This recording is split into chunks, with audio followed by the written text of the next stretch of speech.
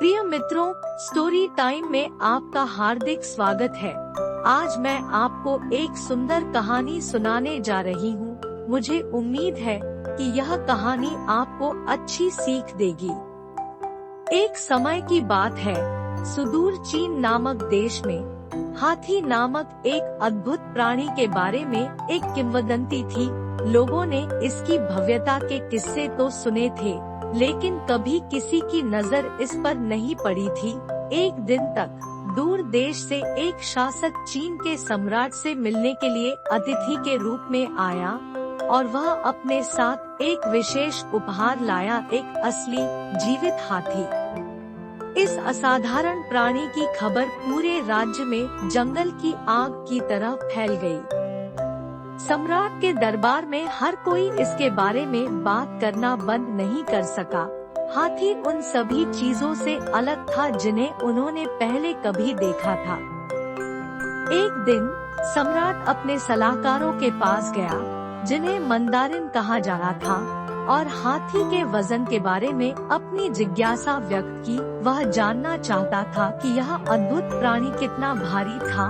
उन्होंने पूछा, क्या कोई मुझे बता सकता है कि हम हाथी का वजन कैसे कर सकते हैं? पहले मंदारिन, जो एक व्यापारी हुआ करता था, ने हाथी को एक तराजू पर रखने का सुझाव दिया, लेकिन सम्राट जानता था कि यह असंभव है, क्योंकि कोई भी तराजू बिना टूटे इतने बड़े जानवर का वजन सहन नहीं कर सकता। दूसरे मंदारिन ने, जो दर्जी हुआ करता था, हाथी को मापने का प्रस्ताव रखा।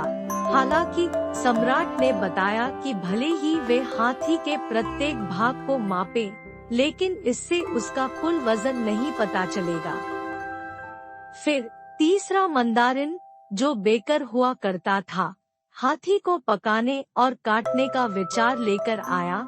सम्राट क्रोधित हुआ और उसने इस विचार को अस्वीकार कर दिया।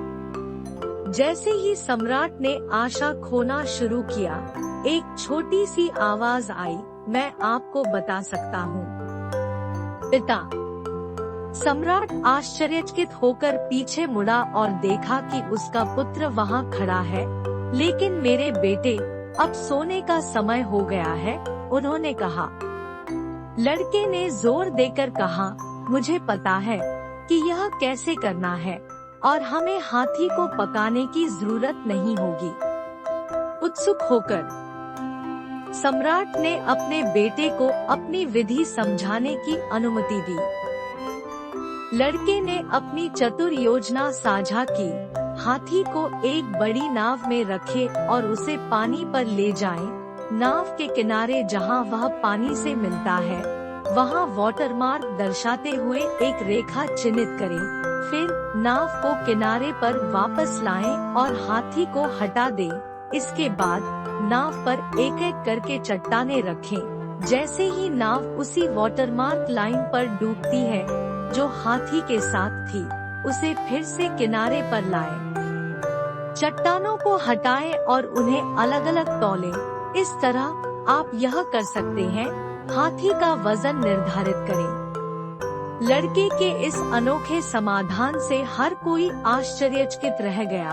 उन्होंने तालियां बजाईं और उसकी बुद्धिमत्ता की प्रशंसा की। प्रतिभाशाली, पहला मंदारिन चिल्लाया। कितनी चतुर योजना है। दूसरा जोड़ा, कौन अनुमान लगा सकता था कि इस बच्चे को पता होगा, तीसरे ने कहा। सम्राट के बेटे और उसके शानदार समाधान की बात दूर दूर तक फैल गई, जिससे उसे बहुत प्रसिद्धि और प्रशंसा मिली। कहानी का सार। यह कहानी हमें सिखाती है कि ज्ञान अप्रत्याशित स्रोतों से आ सकता है, यहाँ तक कि एक छोटे बच्चे से भी। यह हमें विभिन्न दृष्टिकोणों और विचारों के प्रति खुले रहने की याद दिलाता है।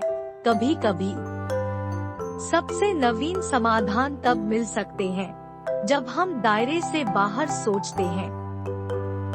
मुझे आशा है कि आपको यह कहानी पसंद आई होगी। तो कृपया शेयर करें, सब्सक्राइब करें और बेल आइकन दबाएं। देखने के लिए आपको बहुत बहुत धन्यवाद।